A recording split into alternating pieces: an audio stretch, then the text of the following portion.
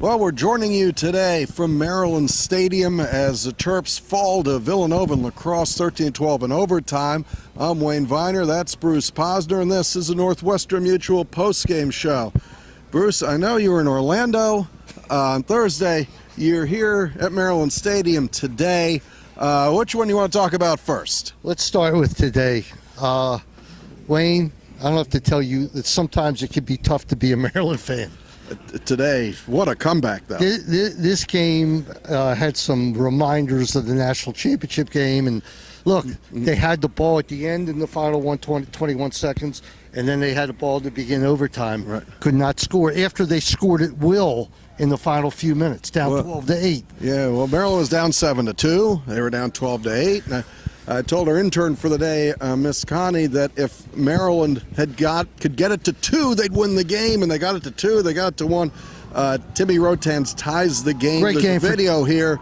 You see the wild celebration when they finally tie it, and then overtime it just doesn't go our way. But we had our chances. You can't start down 7-1 to a team like Villanova who can score. It's really surprising they were able to come back. And I said to you, when you got there a few minutes late, not only were we down, I think, 3-1 in the first period, but the goalie, Dan Morris, made 4 unbelievable saves to keep it there. Yeah. It started off as a disaster. Right. How many turnovers did the Terps wind up with? Turnovers by period. Maryland with 15, Nova with 13. Maryland gets 9 saves, Villanova 7. Maryland gets the ground balls 39-22. They get the shots 47-40. You know, other than the score, we won the game. What were face-offs?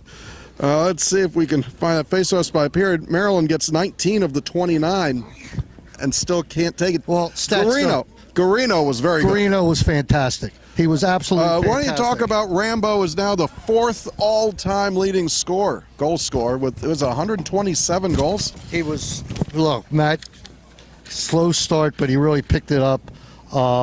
The attack wasn't all there today. Connor Kelly had a good. Rotanz had 3 goals.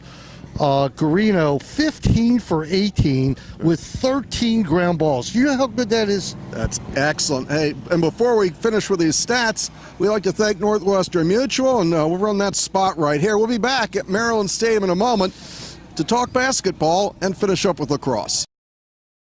Support for Terp Talk Game Day comes from Dan Schiffman of Northwestern Mutual. Team up with the right financial partner to advise you on your personal and financial plans. You and Northwestern Mutual, stronger together. You can reach Dan at 301-698-8955 or on the web at www.danschiffman.com. That's DANSCHIFFMAN. danschiffman.com and 301-698-8955. Back here at the formerly named Byrd Stadium as Maryland falls to Villanova 13-12 in overtime. Jared Bernhardt is an outstanding freshman. What do you make of his development?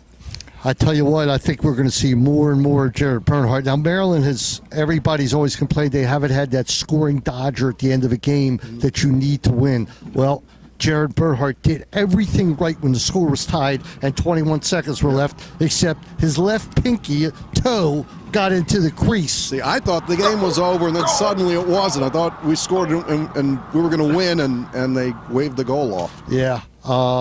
It's too bad. Well, it is too bad. Wait a minute. What? I can't let this game go that much. Okay. All right. So the Terps are now 3-2, and John Garino. John, unbelievable game, man. John Garino walking behind the camera. Unbelievable game. Over on this side and waving on it. All right. Okay. John Garino, 15 for 18. Right. He was just special today. It wasn't enough.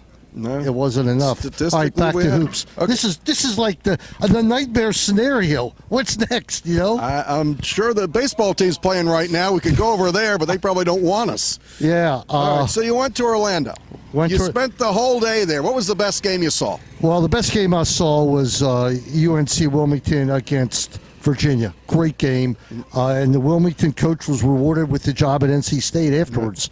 But on my show this morning, I said it. I don't know if you heard it. But the highlight of my trip to Orlando, 24 hours.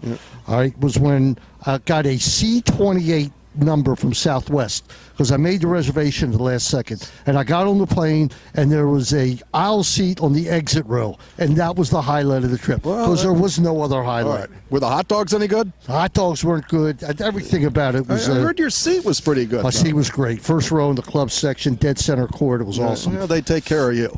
So your take, we were up 46, 36? 46-40. 46-40. Then it was 50 to like 45, and then it was 61-50. 16 unanswered points by Wisconsin. By who did we play? I don't even remember. I think it was Xavier. Yeah. What a win by Wisconsin today. Good for the Big Ten defeating Villanova. Predicted by yours truly today on the Sports Maven. Not surprised. On 1300 CBS Sports Radio in Baltimore, and you are listening to the Northwestern Mutual postgame show here at Maryland Stadium. So, Bruce, is the cupboard half full or half bare for Maryland as they move forward? We'll find out. You know, at this point in time, you still have 3 freshmen coming back who had a great year, a fantastic year, and you got the bulk of the team except for Mello, which some people say is the bulk of the team, coming back. And you always learn from your losses and defeats, but you know, I think unfairly Coach Turchin's taking a pounding the past 24 hours for the performance. But when you lose, if you can't play against the zone, you couldn't play against the zone all year. You still can't play against the zone. First round exits. Fix that. First round exits at a home.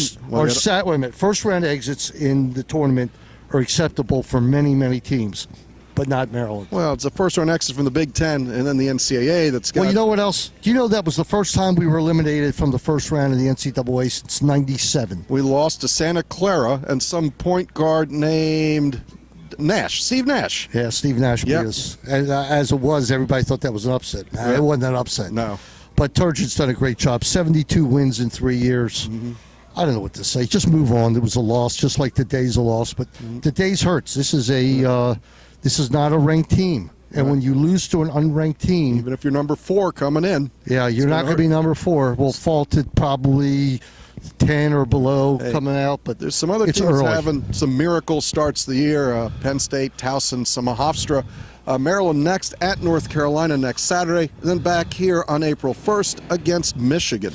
Can you believe it's that close to April? Yeah, you know, I'm not trying to make, I won't even say the words, something bad, something great out of something bad. But the trend for Maryland in the past couple of years has been number one, and then everything's great, and then things start looking a little bleak. The tournament starts, they fire up. Maybe this will be the year that they rise at the end. Maybe this is that year. I don't know, but I'm upset because how many beatings can you take? But I'm upset, but I like the fact the way they came back.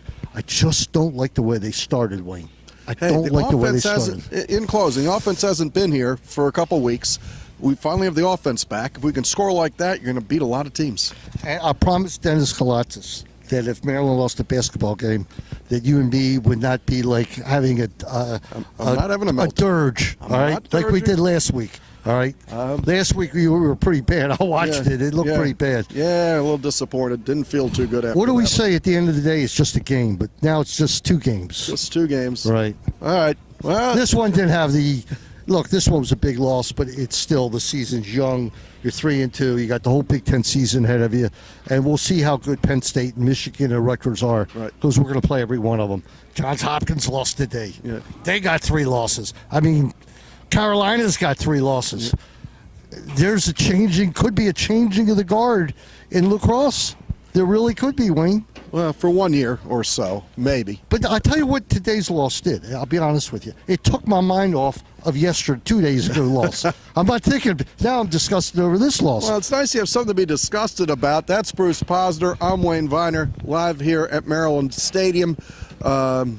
We'll get out and cover more lacrosse as the season goes on. Of course, we'll thank Meyer Consulting Engineers of Rockville and Viener Consulting for sponsoring us. Bruce, I think it's time to say goodnight as it starts getting dark here. Yeah, it's time to say goodnight, and heartbreaking couple days, but this one This one, you know what this was? This was the dessert of a disastrous. This was what the kind of way you lose after you lose a big basketball game. Yeah, come All right right? here and lose in overtime. Hey, props to Villanova. They were great today, and that's the way it goes. Good evening. Good evening, everybody. We hit Terminus!